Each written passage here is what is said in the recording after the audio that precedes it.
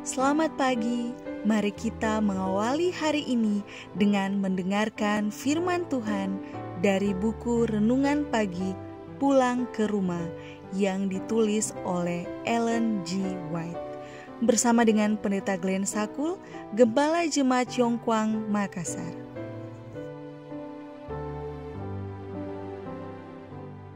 Shalom, selamat pagi. Mari kita berdoa untuk meminta hikmat dari Roh Kudus Tuhan. Ya Allah kami yang di sorga, ketika kami mendengarkan firman-Mu di pagi ini, kiranya Roh Kudus Tuhan memberikan kami hikmat dan kuasa. Di dalam nama Yesus kami berdoa. Amin. Renungan pagi 25 Desember 2020 dengan judul Mahkota Kehidupan. Ayat inti, hendaklah engkau setia sampai mati, dan aku akan mengaruniakan kepadamu mahkota kehidupan. Wahyu 2 ayat 10. Keterangan adalah orang-orang yang menunggu yang akan dimahkotai dengan kemuliaan, kehormatan, dan keabadian. Kamu tidak perlu berbicara dengan saya tentang kehormatan dunia atau pujian dari orang-orang hebat. Itu semua adalah kesia-siaan. Biarkan jari Tuhan menyentuh mereka, dan mereka akan segera kembali menjadi debu. Saya ingin kehormatan yang kekal, kehormatan yang abadi, kehormatan yang tidak akan pernah binasa, sebuah mahkota yang lebih kaya daripada mahkota apapun yang pernah menghiasi kening seorang raja. Review and Herald 17 Agustus 1869. Kemudian saya melihat malaikat-malaikat yang tidak terhitung banyaknya membawa mahkota kemuliaan dari kota itu. Sebuah mahkota untuk setiap orang kudus dengan namanya yang tertulis di atasnya.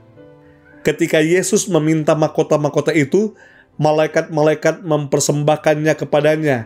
Dan dengan tangan kanannya sendiri, Yesus yang indah itu memakaikan mahkota-mahkota itu ke atas kepala orang-orang kudus.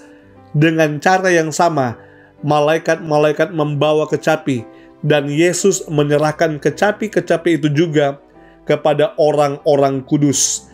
Malaikat-malaikat pemimpin mula-mula membunyikan nadanya, kemudian setiap suaranya mengangkat pujian dan syukur yang berbahagia, dan setiap tangan dengan cekatan memetik tali-tali kecapi yang mengeluarkan bunyi musik yang paling merdu tiada taranya. Kemuliaan luar biasa yang mereka lihat di mana-mana. Kemudian Yesus memandang kepada orang-orang kudus yang ditebusnya. Wajah mereka berseri dengan kemuliaan, dan ketika ia menyerahkan matanya yang berkasihan kepada mereka, ia berkata dengan suaranya sangat merdu, "Saya memandang kesusahan jiwaku dan merasa puas. Kemuliaan yang limpah ini adalah milikmu untuk dinikmati selama-lamanya. Kesusahanmu sudah berakhir. Tidak akan ada lagi kematian, ataupun kesusahan maupun tangisan, dan tidak akan ada lagi penyakit." Kemudian saya melihat Yesus memimpin umatnya ke pohon kehidupan. Di atas pohon kehidupan itu terdapat buah yang paling indah, dari mana orang-orang kudus boleh makan dengan sesukanya. Di kota itu terdapat suatu tahta yang paling mulia, dari mana mengalir sungai murni air kehidupan yang jernih seperti hablur. Pada setiap sisi sungai itu terdapat pohon kehidupan, dan di tepi sungai ini terdapat pohon-pohon indah yang lain yang mengeluarkan buah yang baik untuk makanan. Sama sekali bahasa terlalu lemah untuk melukiskan keadaan surga. Ketika pemandangan itu terangkat di hadapan saya, maka saya tenggelam dalam kekaguman, tertawan dengan keindahan dan kemuliaan yang luar biasa kesempurnaan itu.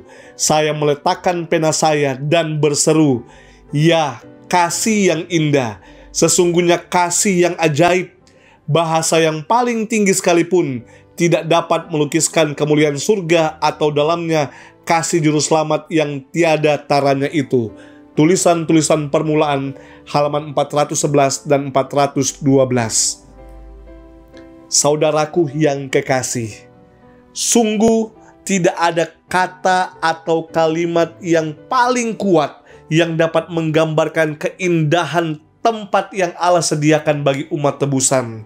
Tempat tersebut penuh dengan kemuliaan, tempat tersebut penuh dengan kekudusan, dan di sana umat-umat tebusan akan menerima mahkota kehidupan yang pada mahkota tersebut tertulis masing-masing nama yang telah ditebus itu.